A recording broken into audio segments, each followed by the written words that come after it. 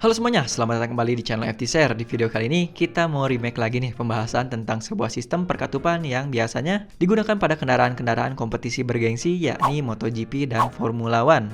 Sebuah mahakarya yang menjadi racikan utama mesin-mesin mereka agar bisa bertenaga. Dimana, seperti yang kita lihat, teknologi ini, pneumatic valve spring, merupakan sebuah teknologi yang memiliki tujuan untuk menggantikan kehadiran sistem perkatupan tradisional yang masih mengandalkan pegas atau spring. Karena pasti kawan-kawan semua udah tahu, kalau steel spring itu memiliki banyak sekali problem jika kita berbicara antara performa dan juga efisiensi. Contohnya, pada penggunaan spring keras, biasanya cenderung akan membebani kinerja mesin di RPM rendah. Ataupun sebaliknya, pada saat menggunakan spring yang terlalu lembut, maka akan menyebabkan terjadinya valve floating pada RPM tinggi. Wait, sampai sini pasti bakalan ada yang bertanya, valve floating itu apa sih? Untuk kawan-kawan yang belum tahu, valve floating adalah kejadian di mana spring terlambat merespon bentuk cam profile yang mengakibatkan valve tidak mampu menutup dengan cepat dan juga rapat pada range RPM tinggi. Dan tentunya kondisi ini dapat berimbas pada performa mesin dan juga konsumsi bahan bakar yang sangat tidak ideal.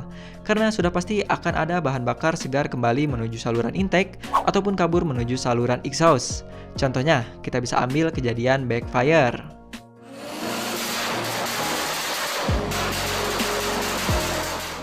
Mungkin kejadian ini bisa terlihat keren karena pada beberapa kasus bisa melambangkan mesin yang sangat-sangat bertenaga. Tapi jika kita tinjau dari perspektif lain, itu merupakan sebuah kegagalan sistem karena menunjukkan bahwa masih banyak bahan bakar segar yang dapat terbakar di jalur exhaust. Tapi sebagai catatan juga nih, penyebab backfire itu bukan cuma masalah katup aja, oke? Karena masih banyak faktor-faktor lainnya juga, seperti berikut ini. Lanjut. Lebih buruknya jika kondisi valve floating terlampau parah, hal tersebut bisa menjadi penyebab piston dan juga katup bertabrakan, yang artinya akan merusak komponen-komponen internal mesin. Maka dari itu, sistem katup selalu menjadi salah satu masalah utama yang selalu membatasi kecepatan putaran mesin.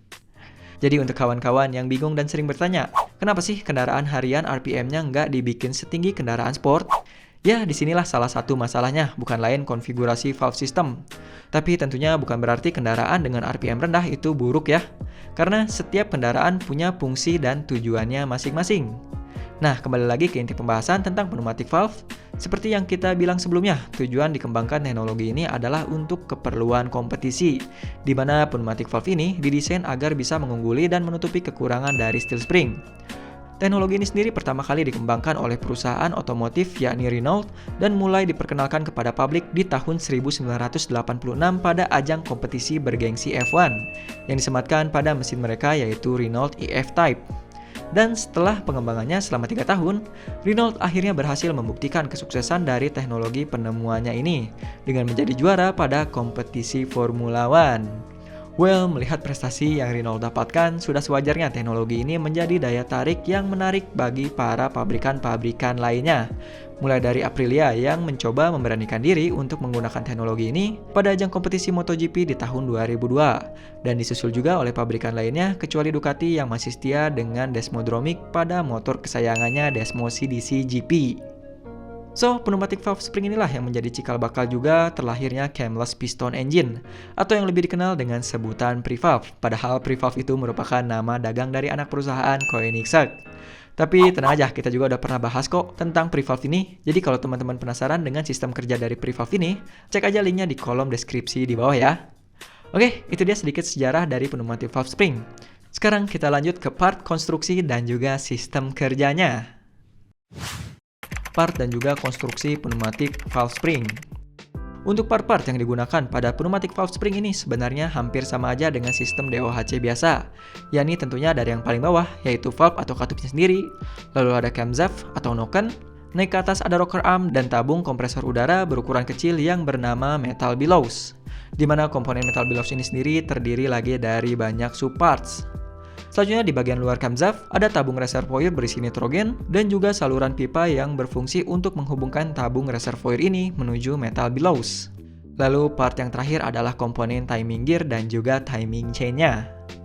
Nah, jadi sesuai dengan namanya, yang berbeda dari sistem ini hanya perangkat pneumatiknya aja yang berperan untuk menggantikan spring, dan selebihnya masih tetap sama aja dengan sistem katup standar.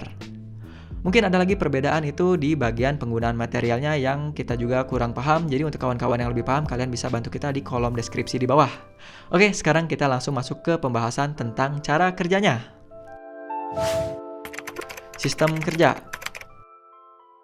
Untuk sistem kerjanya, mungkin dari awal banyak juga dari teman-teman yang udah bisa membuat kesimpulan. Pneumatic valve spring bekerja dengan cara mengalirkan nitrogen yang berada pada tabung reservoir menuju metal bellows.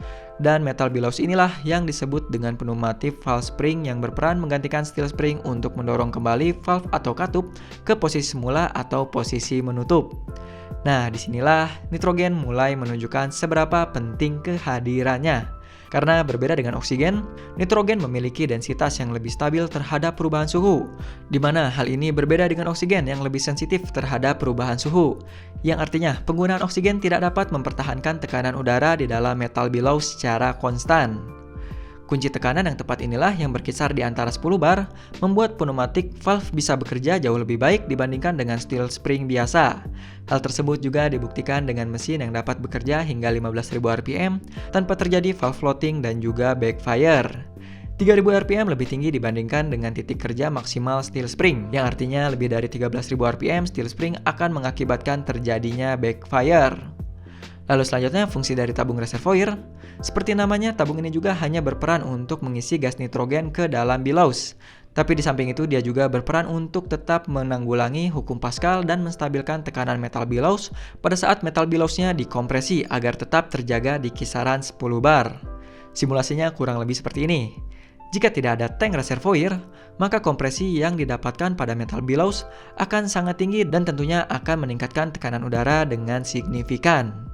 Di mana kondisi ini bisa mengakibatkan metal bellows rusak karena mengalami kebocoran. Nah, sedangkan dengan pemasangan tabung reservoir, maka rasio kompresi yang didapatkan menjadi lebih jauh berbeda, di mana pada saat metal bellows ditekan, maka tekanan nitrogen yang berada di dalamnya tidak akan meningkat secara drastis, dan tentunya hal ini dapat menjaga durabilitas dari pneumatic valve spring. Jadi bisa kita simpulkan juga, kehadiran dari tabung reservoir ini memang wajib untuk ada. Oke, kurang lebih seperti itulah untuk sistem kerja dari pneumatic valve spring. Sekarang kita tinjau juga dari segi keunggulan dan juga kerugian sistem pneumatic valve spring ini. Kalau dilihat dari keunggulannya, memang nitrogen akan lebih stabil jika dibandingkan dengan steel spring. Dan di samping itu juga dapat menghasilkan putaran mesin yang lebih tinggi. Hal ini dikarenakan gas memiliki sifat yang lebih ringan jika ditekan dan dapat merespon bentuk cam profile dengan lebih baik jika dibandingkan dengan steel spring. Tapi jika kita tinjau lebih dalam, tentunya pneumatic valve spring juga memiliki banyak kekurangan. Mulai dari part-partnya yang lebih banyak, proses assemblanya yang lebih memakan waktu menjadikan biaya produksinya juga jadi lebih tinggi.